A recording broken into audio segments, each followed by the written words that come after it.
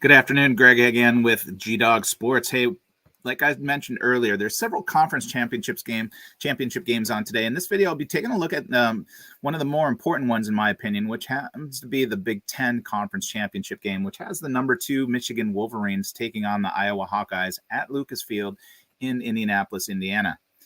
Michigan heads into the first Big Ten championship, their first Big Ten championship game with a national playoff berth on the line when the Wolverines face Iowa, a matchup that actually seemed improbable just a week ago. The Wolverines, 11-1 overall, 8-1 the Big Ten, earned the trip to Saturday's conference championship game in Indianapolis by gaining a share of the Big Ten East title with a 42-27 victory at home over longtime nemesis Ohio State. They snapped an 8-game losing streak against the arch-rival Buckeyes. Now, the Wolverines jumped to number 2 from 5th in the college football playoff rankings, while the Buckeyes plummeted from 2nd to 7th and out of the playoff picture. Iowa's 10-2 overall, 7-2 in conference, 13th in the playoff rankings.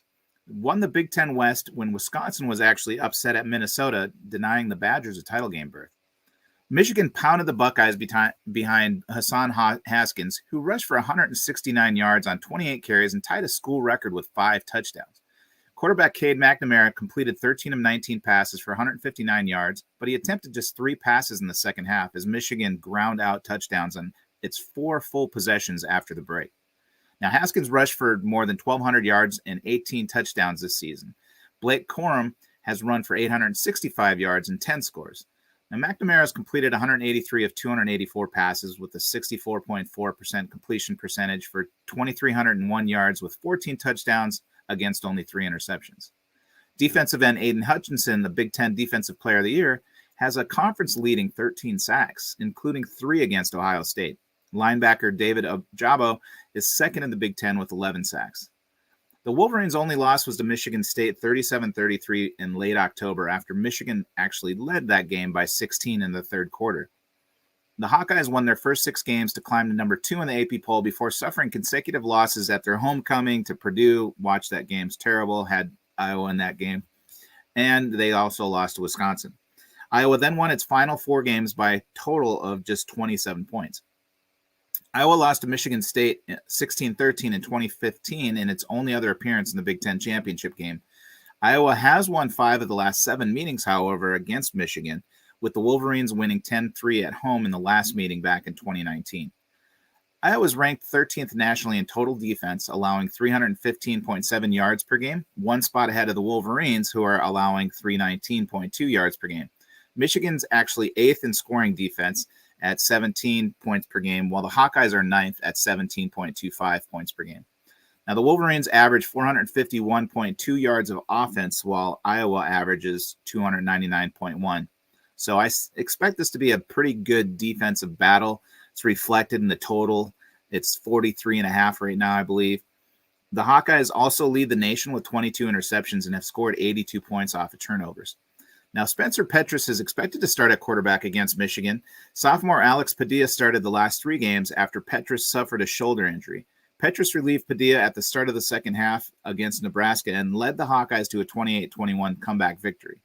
Petras has completed 137 of 236 for 1,532 yards with 9 touchdowns and 6 interceptions, 4 of which came against Purdue. Padilla is 45 of 97 for 598 yards with 2 touchdowns and 1 pick.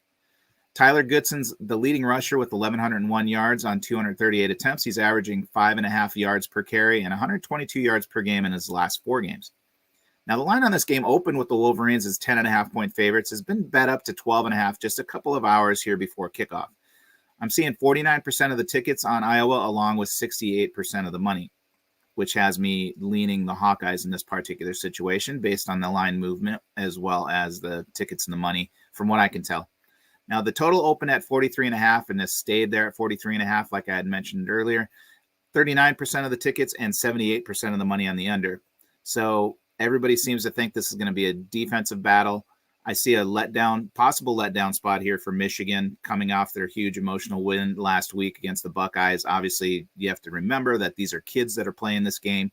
They're all 18 to 21 in most cases, and there's a lot of emotion in these contests. So having that big win over Ohio State last week at home, getting that monkey off their back after Harbaugh being 0-5 against them. I think they haven't won in like I mentioned earlier too in 8 contests.